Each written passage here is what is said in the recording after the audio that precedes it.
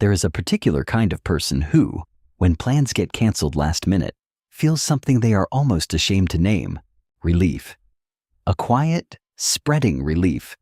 Like a window cracking open in a room that has been closed too long, and they will spend the next 10 minutes reassuring the friend who canceled that it is absolutely fine, no worries at all, when really something inside them has just exhaled deeply, completely.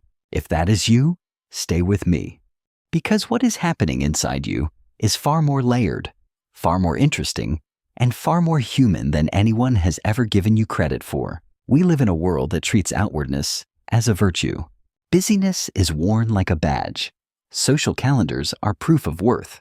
The person who stays home on a Friday night is quietly pitied, subtly pathologized, assumed to be lonely or fearful, or simply missing out on life.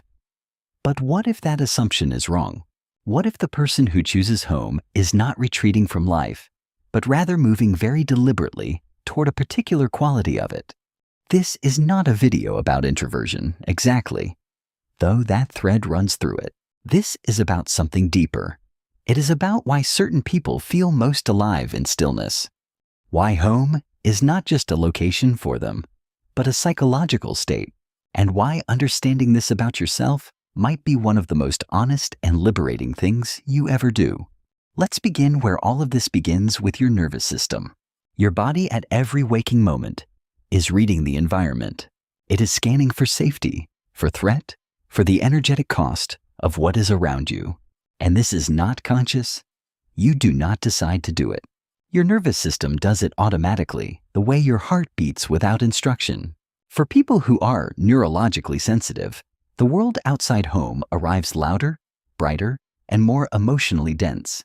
A crowded room is not just a crowded room. It is data streaming in from every direction. Home quiets that stream. In your own space, surrounded by familiar objects, your nervous system shifts registers. The hypervigilance eases. And in that easing, you become more fully yourself. You think more clearly. You feel more freely. This is not weakness. This is biology. The way we relate to home mirrors, the way we first learned safety. Home can become a secure base, the one place where you are not performing. This does not mean you are damaged. It means you found something, a place where you could be whole. Home is where life actually begins. Their environment is instinctively arranged to make flow possible. Home is not where life pauses. For them, home is where life actually begins.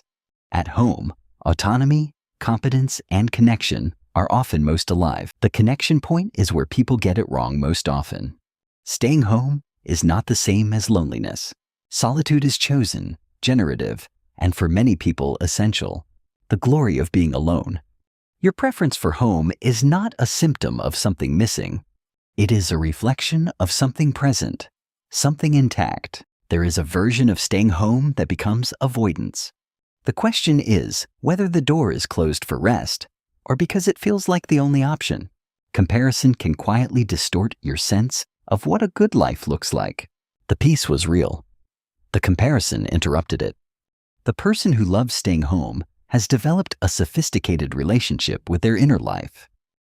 Knowing yourself that clearly takes a kind of quiet courage. You are not missing out. You are living more deeply inward.